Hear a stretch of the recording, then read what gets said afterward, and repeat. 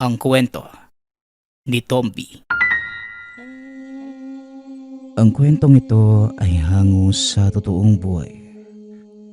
Mula ito sa isa nating tagapakinig. Karanasan ito ni Chino.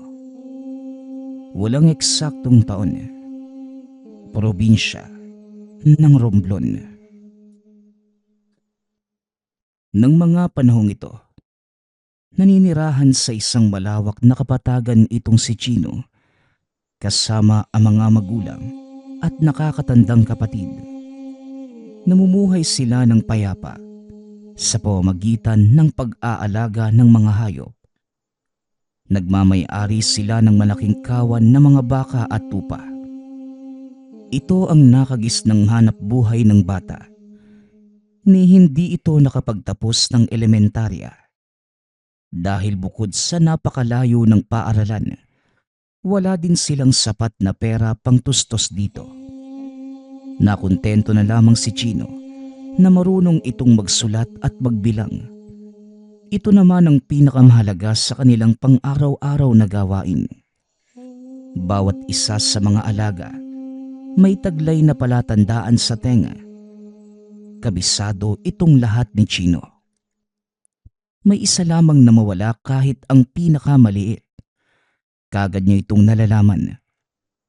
Ngunit isang araw, habang nagtitipon ang mga alaga, napansin ito ang kakaibang hayop na nakikihalubilo sa kanilang mga baka. Pinahinto ng bata ang kawan. Pinuntahan ito para tignan. Nagulat si Chino dahil isang sugatang tupa ang nakasiksik sa gitna ng mga baka. Sa pagkakatanda ko, wala naman kaming alagang tupa na kakulay mo ah. Saan ka nang galing? At bakit ka nakikisalamuha sa mga baka namin?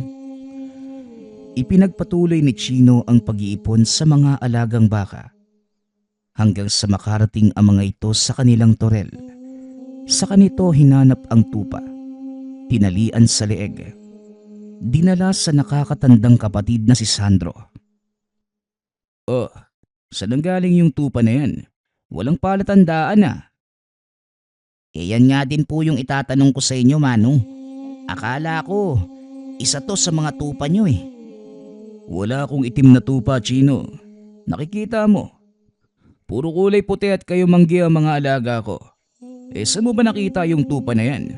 Bakit may mga sugat sa katawan? Nakita ko siyang nakikihalubilo sa mga baka. Napansin ko na kakaiba eh. Kaya inusisa ko. At yun, tupa pala. Ang mabuti pa, gamutin mo muna yung mga sugat niyan. Bukas ng umaga, hahanapin ko kung sino ang nagmamay-ari sa kanya. Dalhin mo siya sa bakanting kwadra ng kabayo ha. May maliit na kubo doon. Lagyan mo lang ng dayami para komportable yung pagpapahinga niya. Hinila naman ni Chino ang tupa. Kung titignan sa dilim, hindi mo ito maaaninag dahil sa napakaitim nitong balahibo. Medyo mahaba na din ang sungay nito. Tinatayang nasa 6 hanggang 8 pulgada. Dito malalaman ang edad ng tupa at sa tansya ng bata. Ito ay nasa 1.5 hanggang 2 taon. Matapos magamot ang mga sugat ng hayop, iniwan na niya ito para magpahinga. Ngunit laking gulat ng bata dahil akmang lalabas na sana ito ng kubo nang biglang makarinig ng taong nagsasalita. Maraming salamat. Alam ni Chino na walang ibang tao roon, kundi siya at ang sugatang tupa. Dahan-dahang lumingon ang bata sa likod. Nakita nitong nakatayo sa 2 paa ang tupa, habang nakangiti ng nakakaloko. Panandali ang natulala si Chino. Biglang napasigaw ang tupa at nagpaikot-ikot sa kinatatayuan. Napasigaw na din ang bata. Napatakbo ito paikot ng kwadra hanggang sa magkabanggaan ang dalawa. Natumba si Chino at nawala ng malay. Nagising na lamang ang bata sa ingay ng mga manok at nang bumangon ito, Nakita niyang papasikat na ang araw. Bumangon ang bata. Dali-daling lumabas ng kubo. Nakita nitong kumakain ng damo ang itim na tupa. At nang mapansin siya nito, umatungal ng malakas at nagtatakbo. Dali-dali naman itong hinuli ni Chino. Itinali sa isang sulok at hindi ito huminto sa kakaatungal. Oy Chino, ano bang ginagawa mo dyan sa tupa na yan? Ewan ko nga ba dyan sa tupa na yan, Manong eh. Mukhang hindi siya sanay sa tao. Mamaya, dadaan ako kay Mang Ikong at itatanong ko kung sa kanya yung tupa na yan. Mag-ayos ka na ng sarili mo. Saan ka ba natulog? Amoy dumi ka ng hayop eh. Dali-daling naligo ang bata. Matapos nagsimula na ito sa trabaho.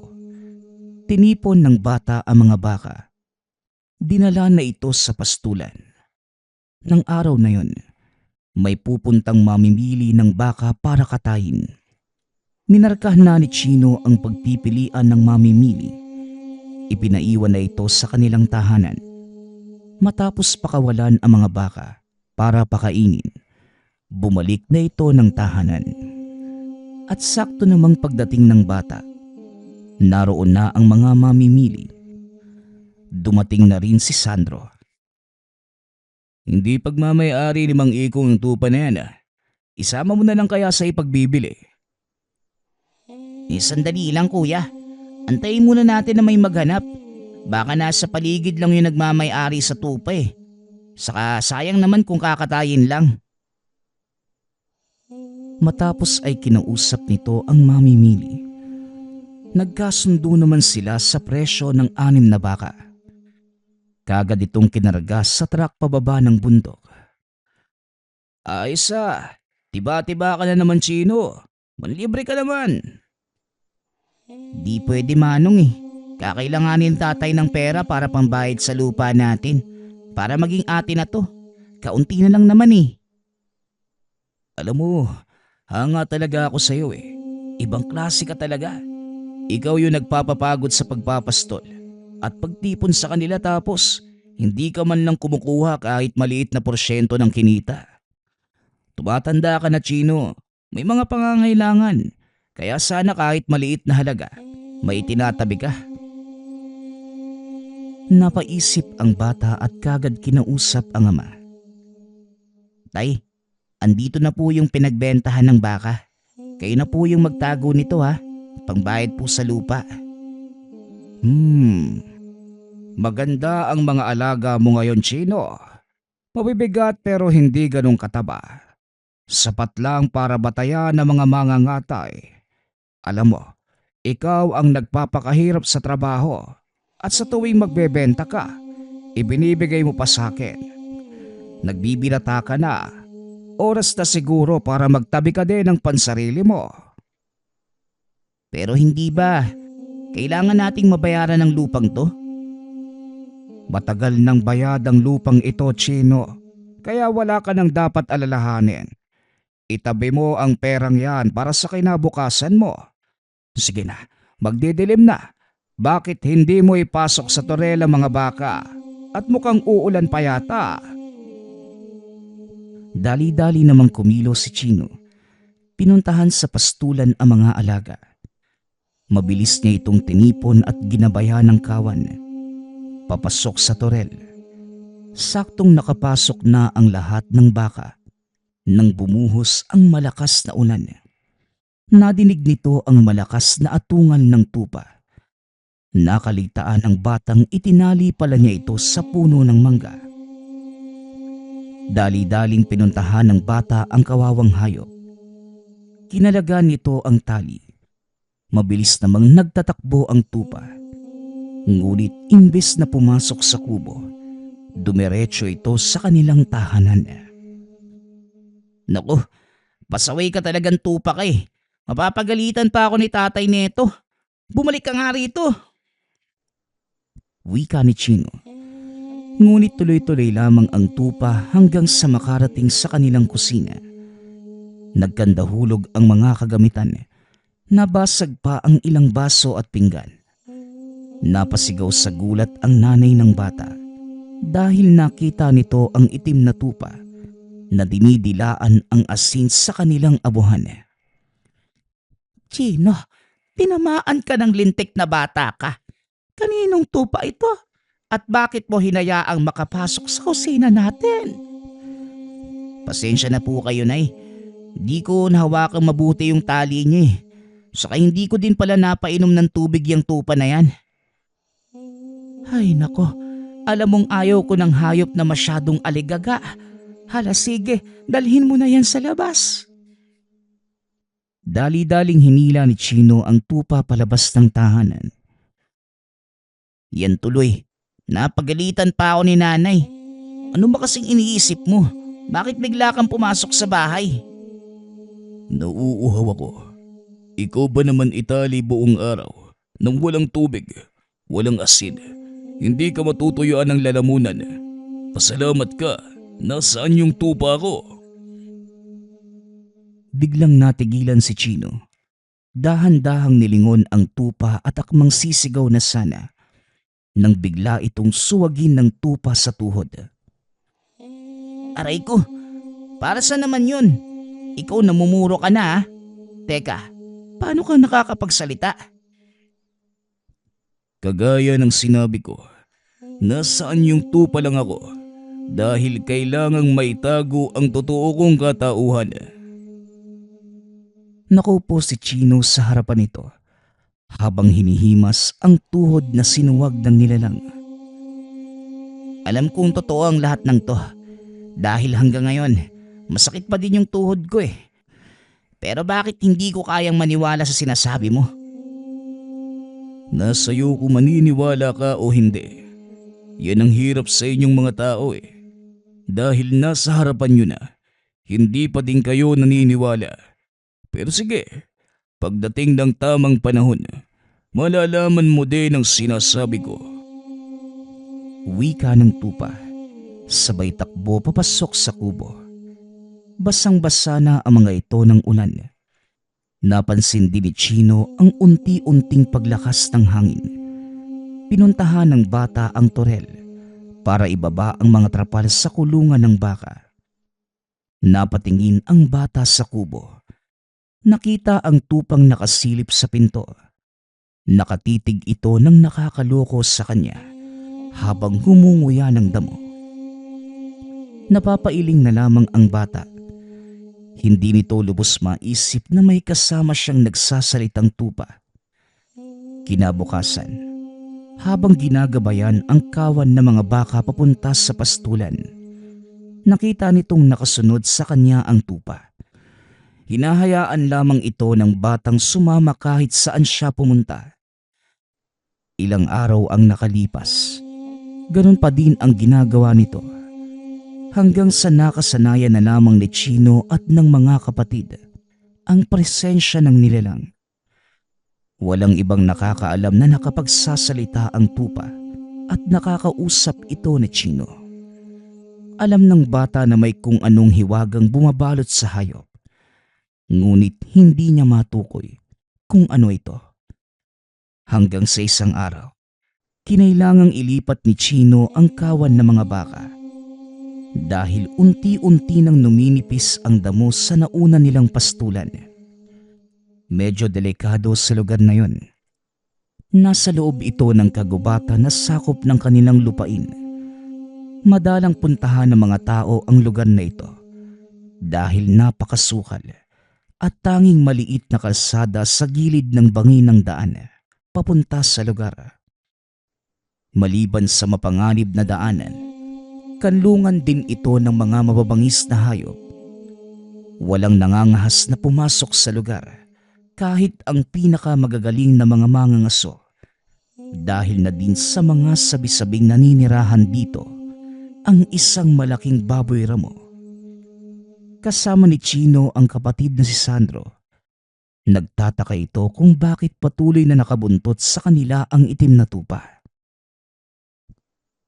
Nagtataka na ako sa tupa na to ah. Bakit parang hindi nahihiwalay sa'yo? Di ko nga din alam dyan, Manong eh. Pero hayaan mo na lang siya. Wala namang ginagawang masama eh. Tsaka hindi naman nakakaabala. Napatingin si Sandro sa tupa. Nakatitig lang din ito ng blanco sa kanya habang ngumunguya ng damo.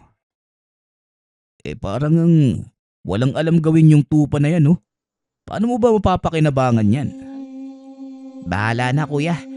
Kahit hindi mapakinabangan, basta hindi lang nakakaperwisyo, siguro pagdating ng araw, mapapakinabangan natin yan. Mukhang magandang lahi nga yung pinanggalingan ng tupa na to eh.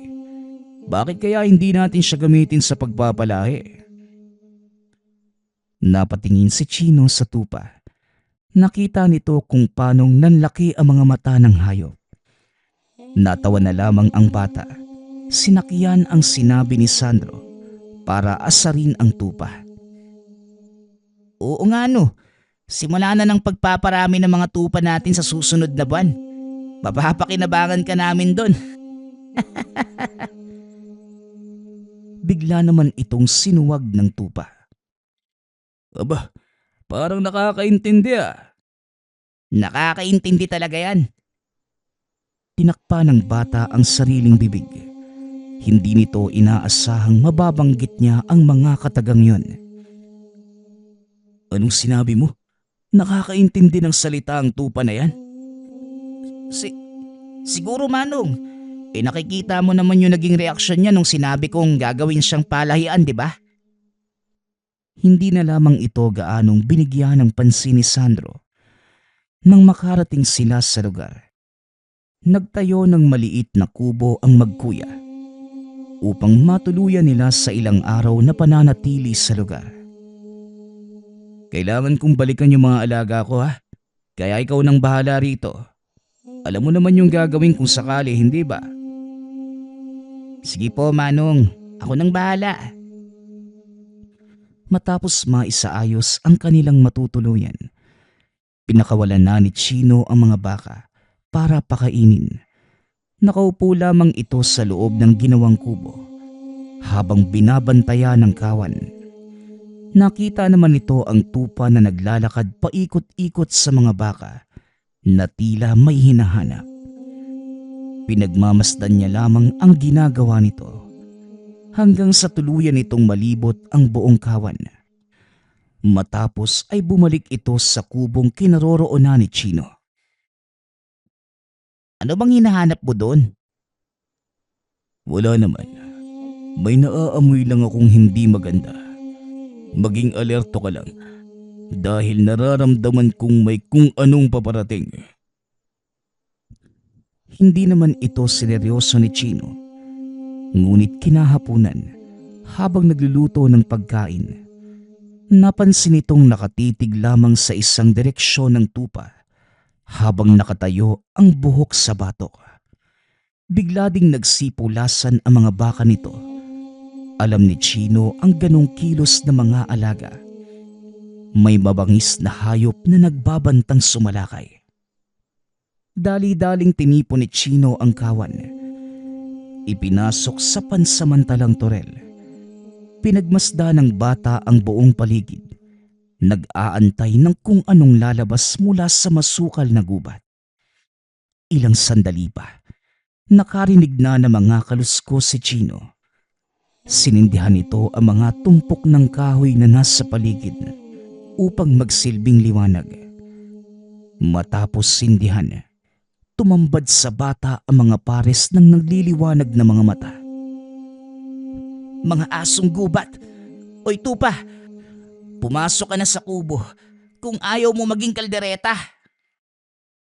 Ikaw ang pumasok sa kubo. Panoorin mo kung anong gagawin ko. Pwede ba? Hindi ngayon yung oras para pairalin yung kayabangan mo. Ano magagawa mo sa mga asong gubat na yan? Basta, diyan ka lang. Tugon ng tupa sabay takbo papunta sa harapan ng nagkakagulong kawan ng baka. Laking gulat ni Chino dahil bigla itong nagbago ng anyo. Isang malaking nilalang na may ulo ng tupa at matipunong katawan ng tao. Hindi ito makapaniwala. na ito ang katauhang itinatago ng tupa. Isa-isang nagsilabasan ang mga nilalang na nakatago sa dilim. Mas lalong natakot ang bata. Hindi asong gubat ang kanilang mga kalaban, kundi mga nilalang na kalahating tao at kalahating baboy ramo. Sinugod ng mga ito ang tupa. Pinagtulungan. Ngunit nagsipagtalsikan din ang mga nilalang nang pagsusuntukin ito ng tupa. Napakaliksing makipaglaban ng nilalang na yun sa kabila ng dami ng kalaban. Hindi ito umubra sa pinagsamang bilis at lakas ng tupa. Maya-maya pa, nagsipagpulasa na ang mga nilalang. Bit-bit ang bangkay ng mga kauri. Unti-unti na ding kumalma ang kapaligiran. Nilingon ng tupa si Chino. Ngumiti ng nakakaloko. Ano? Naniniwala ka na ba sa akin, amo? Muli itong nagbalik sa pagiging tupa. Eto naman, bakit hindi ko mapanatili ang totoo kong anyo sa mundong ito? Teka, namamalikmata lang ba ako? Nasaan na yung malaking nilalang nakamukha mo? Hindi ka namamalikmata. Ang nakita mong nilalang kanina ay ang totoo kong anyo. Nakakainis lang at hindi ko yun mapanatili sa mundong ito. Pero paano nangyari yun? Saka bakit ka nandito sa mundo namin? Tumakas ako sa aming kaharian dahil nagkaroon ng malaking kaguluhan na naging dahilan ng pagbagsak ng aming pinuno. Iilan lamang kaming matatapat na alagadang natira para mailigtas ang aming lahi. Inuutos ng aming hari na umalis kami sa kaharian at pumunta sa ligtas na lugar. Dito ko napadpad sa mundo ninyo. Ang ilan sa mga kasama ko napatay habang papatakas kami. Yun ang dahilan kung bakit nakita mo kong sugatan. Dito na lubos na unawaan ni Chino kung paano itong nakakapagsalita. Ngayon, mas nauunawaan ko na kung paano kang nakakapagsalita. Marami pa akong katanungan sa'yo pero sa ngayon, kailangang malaman ni na Manong Sandro yung nangyari dito para hindi na nila pasunurin yung iba pang mga alaga namin. Hindi ka na rin maaaring manatili sa lugar na ito. Dahil sa nangyari, siguradong makakarating ang balita sa iba pa nilang kasamahan. Kailangan mo nang ialis sa lupang ito ang kawan mo, amo. Sinunod naman ng bata ang payo ng tupa. Nang gabi ding yun, ginabayan ng bata ang mga baka pabalik sa kanilang pastulan.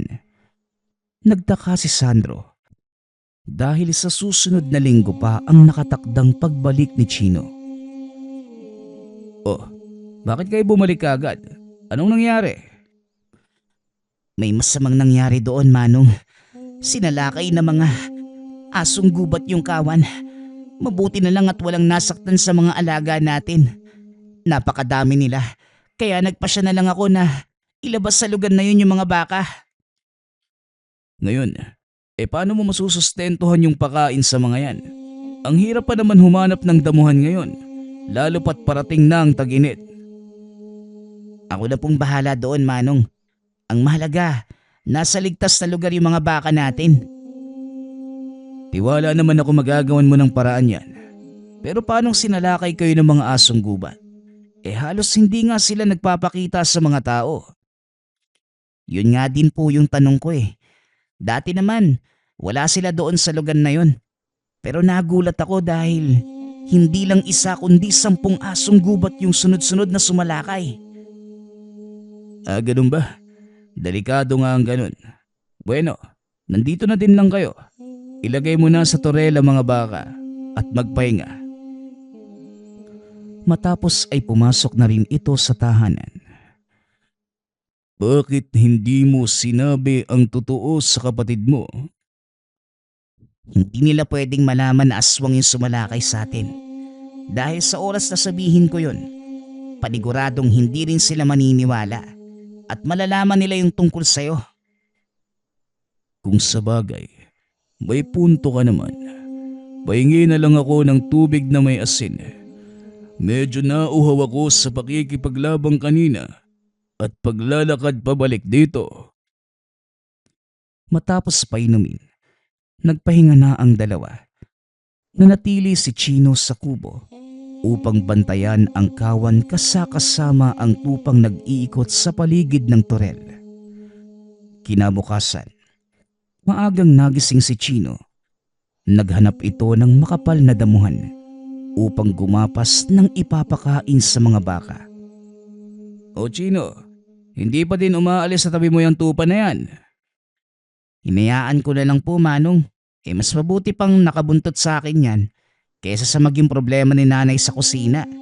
Siya lang naman halos yung nakakaubos ng asin natin Kung sabagay, nung nakaraang araw, gusto nang gawing kaldereta ni tatay ang alaga mo Kaya nga po, Manong. Pero hindi rin makakain ng karne nito. Aabuti ng isang buong araw na lagaan bago tuluyang mapalambot kung sakali. Sige na, mauna na po ako. Kailangan ko pang gumapas ng damo Habang naglalakad, sinuwag ito ng marahan ng tupa sa binte. Talaga bang gusto kong iluto ng tatay mo, Chino? Oo nga, ang kulit mo kasi. Bakit ba sobrang nahuhumaling ka sa asin? Para sa mga kauri ko, ang asin ay parang asukal. Ito ang nagbibigay sigla sa amin. At kung wala to, hindi namin mapapagana ang aming mga panunaw. Lalo na't damo ang kinakain namin. Ganun pala. Ganun din kaya sa mga baka? Para sa lahat ng nilalang na kumakain ng damo, ganun yun. Kaya ipapayo ko sa iyong lagyan mo ng asin ng iniinom na tubig ng mga alaga mong baka.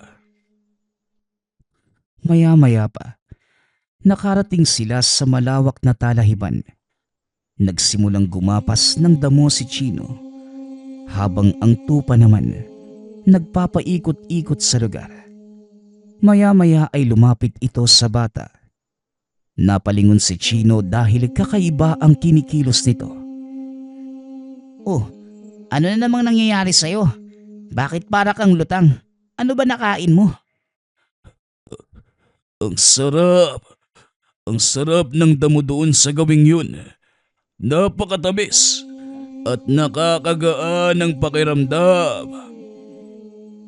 Wika ng tupa habang nakangisi na tila nakalanghap ng ipinagbabawal na usok. Pinuntahan ng bata ang lugar na itinuturo ng tupa. Nanlaki ang mga mata dahil sa mga nakitang kakaibang damo. Hindi ordinaryo ang damong yan. Tanging sa mundo lang namin tumutubo ang ganyang uri. Isa lang ang ibig sabihin nito. May mga engkantong naninirahan sa lugar. Nilibot ni Chino ang paligid. Nakita nito ang malalaking kumpol ng mga kakaibang damo. Iba yung epekto ng damong to sa'yo Kaya itigil mo na yung pagkain yan. Nagpa siya itong ipaalam kay Sandro ang natuklasan. Kahit kaakibat nito ay pagkabunyag ng sikreto ng tupa. Matapos magapas ng damo, kumuha ng ilang dahon si Chino. Dinala ito kay Sandro. Saan naman ang galing ang damong to? Ngayon ko lang nakita to Doon sa talahiban, kuya. Katabi ng kwadra ng mga kabayo. Nakita ko na yung epekto nito sa tupa Delikado kung aksidente itong makain ng mga alaga nating baka. Teka, anong ibig mong sabihin? Iniabot ni Chino ang isang bungkus ng damo sa tupa para ipakain. Panoorin mo kung ano yung magiging epekto nito sa tupa. Habang umunguya, biglang nanlaki ang mga mata ng tupa. Nanigas ang katawan at natumba. Sinisipa-sipa ni Chino ang paa nito Ngunit hindi kumikilos ang nilalang. Nakatitig ito sa malayo habang nakangisi. Nakita mo na, Manong? Parang nalulutang sila na tila nakalanghap ng ipinagbabawal na usok. Tama ka nga. Ano kaya ang magiging epekto nito sa mga tao? Ayoko nang malaman, kuya. Kung hindi maganda ang epekto nito sa mga hayop, sigurado akong pangit din ang magiging epekto sa mga tao. Nagpasya ang mga itong sunugin ng tuluyan ang damuhan para hindi na ito madiskubre ng iba pang taong nagpapastol sa lugar. Ngunit tumutol ang tupa. Hindi nyo maaaring sunugin ang lugar na yon, Chino. Kagaya ng sinabi ko sa'yo, may mga engkantong naninirahan doon at pinapangalagaan ang paligid. Sa oras na sunugin nyo ang mga damo, siguradong mag-aalisan sila at magkakaroon ng kaguluhan sa paligid. Masisira ang natural na balanse ng parehong dimensyon. Nagulat si Sandro nang madinig itong nagsasalita. Napatayo ito at akmang kukuha ng panghampas. Ngunit pinigilan ito ni Chino. Sandali lang, Manong. Yan pa nga yung isang bagay na gusto kong sabihin sa'yo. Yung tupa na yan, hindi lang pang kaldereta, pang esports pa. Isa siyang engkantong nagtatago sa katawan ng lupa. Habang pinipigilan ang kamay ng kapatid. Sandali lang. Isa ba yan sa mga epekto ng sinasabi mong damo? Hindi, Manong. Bago pa man niya tirahin yung damo, nakakapagsalita na siya. At nakita ko na din yung totoo niyang anyo. Bakit naman ganyan yung itsura niya? Ito ang napili kong balat kayo. Dahil wala na akong iba pang mahanap na hayop. Iniwan ng nagmamay-ari ang katawan ng tupa na ito sa kagubatan. Kakamatay pa lang, kaya nagawa kong kunin ang kanyang anyo. Wala na rin akong pagpipilian dahil matutunaw ang totoo kong katawan kung hindi ako papasok sa isang hayop. Unti-unti nang huminahon si Sandro. Muli itong naupo. Ngayon, ano maaari nating asahan sa pangyayaring to? Isang engkantong nagtatago sa katawan ng tupa. Nakakahibang na damo. Ano pang susunod? Meron pa akong gustong sabihin sa'yo, Manong. Ang totoong nangyari sa pastulan sa gubat. Hindi mga asong gubat ang sumalakay sa amin, kundi mga aswang. Si Sentor ang tumulong sa amin para makaligtas. Aswang? Paano nagkaroon ng aswang sa lugar na yon? Malakas ang kutob ko. Nakasapakat sila ng mga engkantong umubos sa aming angkan. Maaring nakasunod sila sa amin nang tumakas kami. Kung ganun, ikaw pala ang dapat sisihin sa mga nangyari. Wala akong magagawa kung yan ang iisipin nyo. Dahil kahit ako, yan lang din ang alam kong dahilan kung bakit sila napunta sa lugar na yon. Wala nang panahon para magsisihan. Sentor, may magagawa ka ba? Meron. Kakailanganin ko lang ng sapat na oras at sana'y umayon sa akin ng panahon. Panahon? Anong ibig mong sabihin? Kabilugan ng buwan. Yun ang kailangan nating antayin. Dahil sa ganong pagkakataon ko lamang, magagawang magbalik sa totoo kong anyo ng matagal. Magiging banta ba sa kaligtasan ng mga tao mga pangyayaring to? Malaking epekto at maaaring manganib ang mga tao, lalo na sa mga karatig na pamayanan. Hayok sa laman ang mga aswang na yun. Maswerte na lang at nagawa kong magbago ng anyo ng mga panahong sumalakay sila. Kung ganon, malaki din ang tsansang wala tayong magagawa. Magtiwala lang tayo sa kabilugan ng buwan.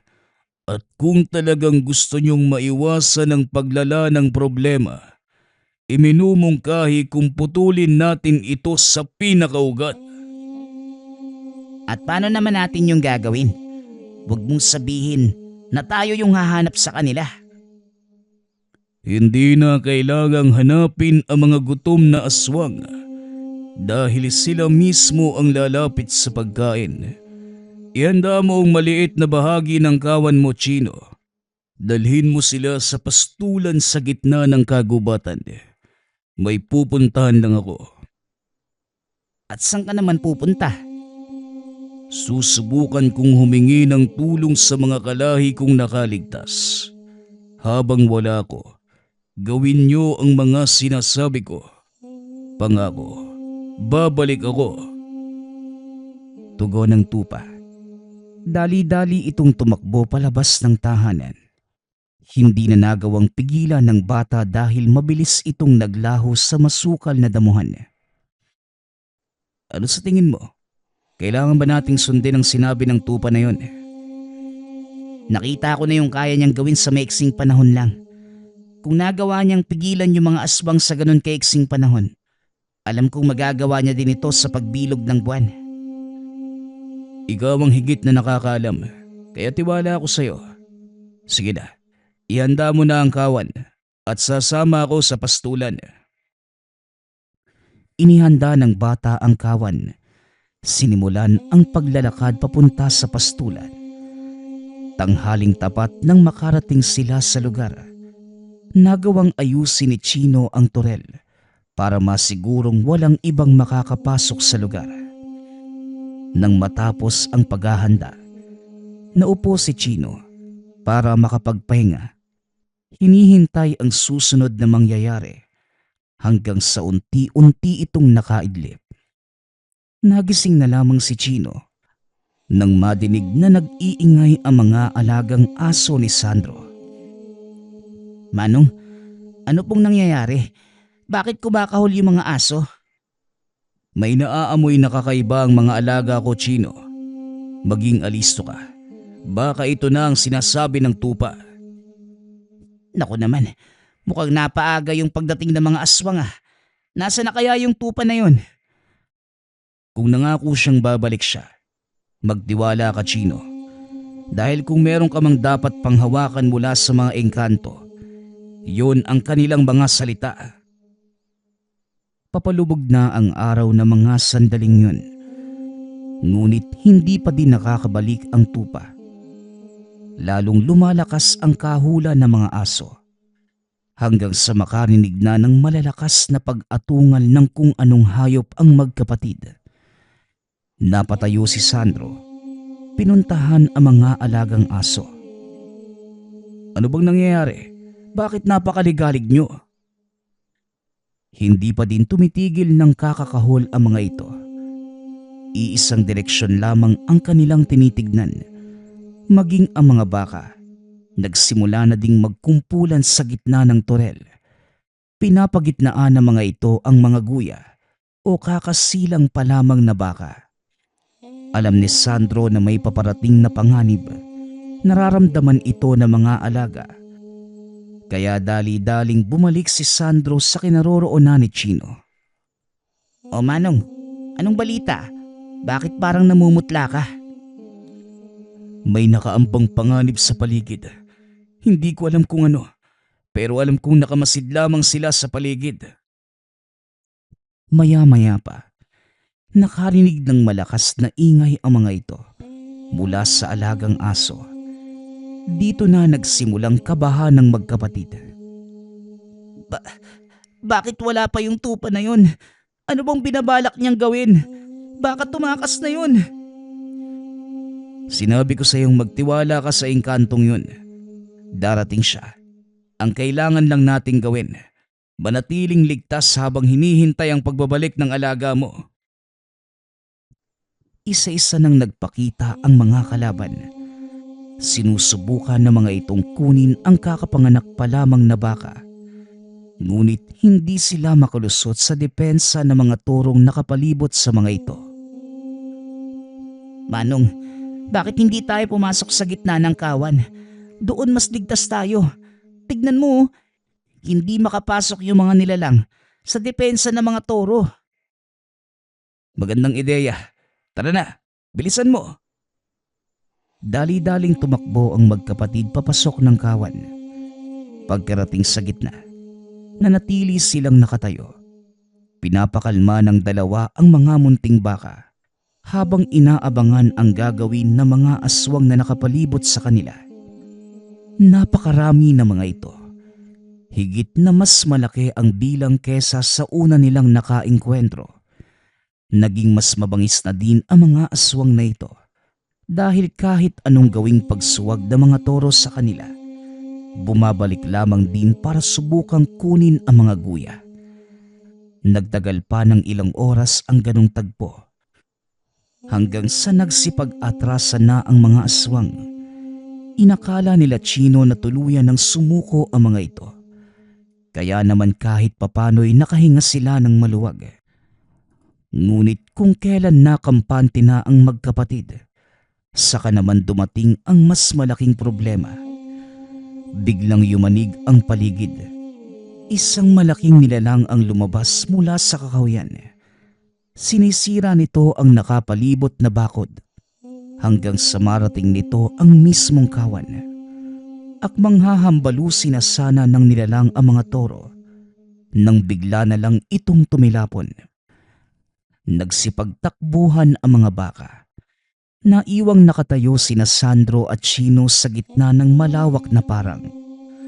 Tumambad sa kanila ang isang nilalang na may ulo ng tupa. Katawan ng tao ang pang-itaas at ang ibabang bahagi ay may 4 na paa ng kabayo. Mabuti na lang at naabutan ko pa kayong buhay. Pasensya na kung nahuli kami. Ngayon, tumabi kayo kung ayaw niyong mapisa. Dali-daling tumakbo ang dalawa papunta sa gilid. Naramdaman ng mga ito ang malakas na dagundong ng mga paa na tila nagmumula sa malalaking kabayo.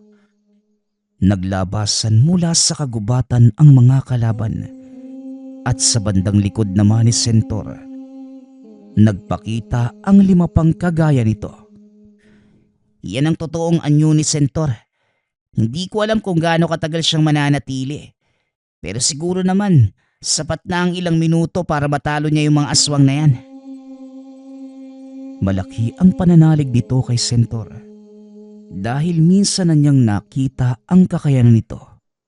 Kung nagawang talunin ng nag-iisa ni Sentor yung 6 na aswang, ano pa kaya yung magagawa ng 6 na kagaya niya laban sa 2 malalaking nilalang na yan? Wika ng bata habang pinagmamasdang makipagsagupaan ang mga Sentor sa 2 malalaking nilalang.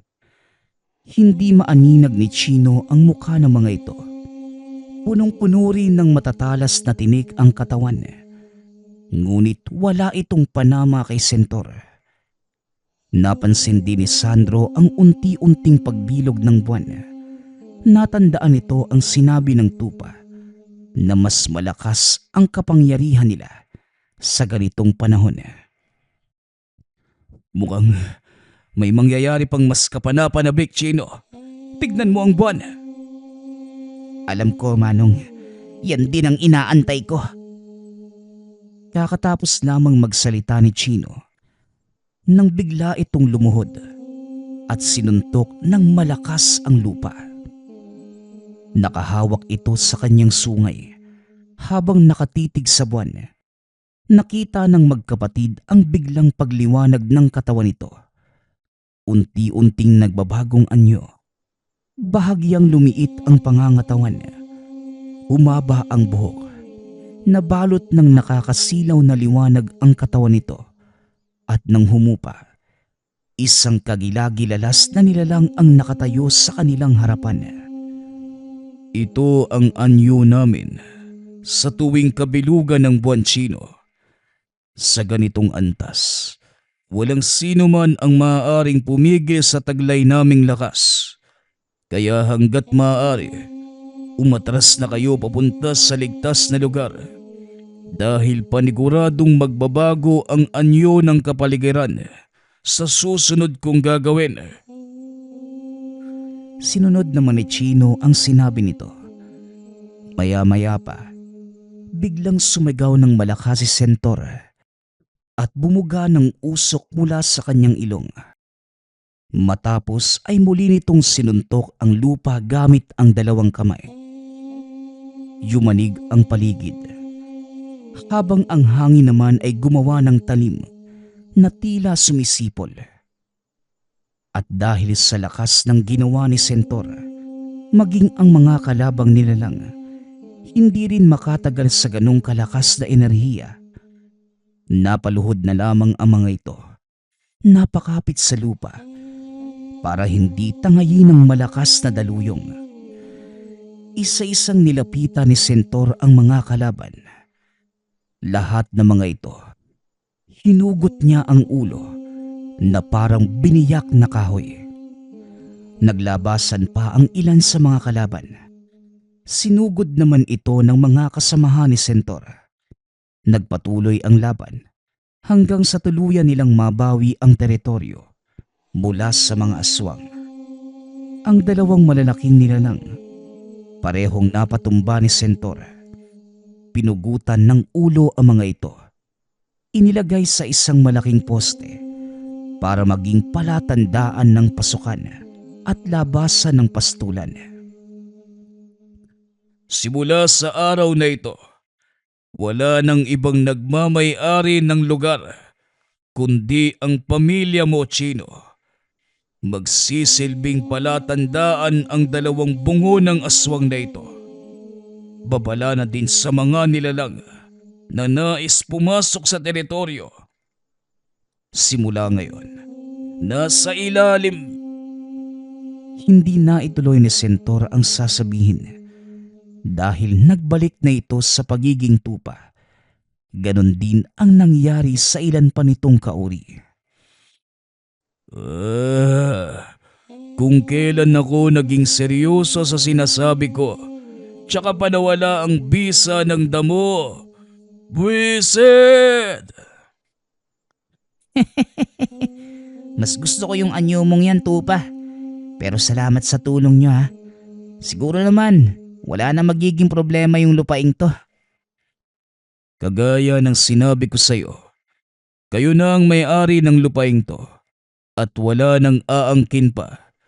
Pero may kahilingan sana kami ng mga kasama ko. Ano yun, tupa? Magsalita ka. Wala kaming lugar na maaari naming tawaging tahanan. Maaari ba kaming magpasakop sa inyong kawan? Pwede naman. Basta, gagawin kitang palahian, ha? Kahit ano, Chino, wag lang yan. Hindi ako papatol sa tupa. Wika nito habang nagtatatakbo paikot ng torel. Tignan mo nga yung sarili mo. Makapagsalita ka parang hindi ka tupa. Nagtawanan ang mga kasamahan. Ang buong akala nila, yun lamang ang bilang ng mga kalahi ni Sentor. Ngunit isa-isa pang nagdatingan ang ilan pang mga tupa na puro kulay itim. Sila ang mga kalahi ko, Chino. Wala ka namang magiging problema sa amin. Damo lang din naman ang kakainin namin. Saka asin. O sige, maganda na ding madagdagan yung mga kawan. At dahil wala nang problema sa lupaing to, kayo na ang manirahan dito. Pero pakiusap lang, ha. Sabihin mo yung mga kasamahan mo na huwag magsasalita kapag may ibang taong kaharap. Nangako naman si Sentor na mananahimik sa tuwing may ibang tao sa paligid. At bilang pasasalamat, tumulong ang mga nilalang sa pagsasaayos ng torel. Binakura nila ang buong paligid para maging ligtas ang pananatili ng mga baka doon. Kalaunan, palagi nang sumasama ang ilan sa mga itim na tupa sa pagpapastol. Kung minsan, ang mga ito na lamang ang nagdadala sa mga baka papunta sa pastulan at pabalik sa kanilang torel. Dito nakilala sina Chino bilang nagmamay-ari ng tupa na marunong magpastol ng baka. May ilang tao na ding lumalapit sa kanila para bumili ng lahi mula sa mga itim na tupa. Ngunit hindi pumayag si Chino. Ang dahilan, bibihira ang panganganak na mga alaga nilang itim na tupa, kaya hindi nila ito pwedeng ipagbili. Sa paglipas ng maraming panahon, mas lalong lumawak ang pastulan ng magkapatid. Dumoble na din ang bilang ng kanilang mga alagang baka. Huminto na din sa pagbebenta ng kakatayin ang magkapatid. Itinuon na lamang ang pansin sa paggagatas. Nagpalit din sila ng lahi ng mga baka para mas makakuha ng magandang produkto. Naging kilala ang pastula nila Chino sa lugar bilang pangunahing taga-supply ng gatas sa buong probinsya.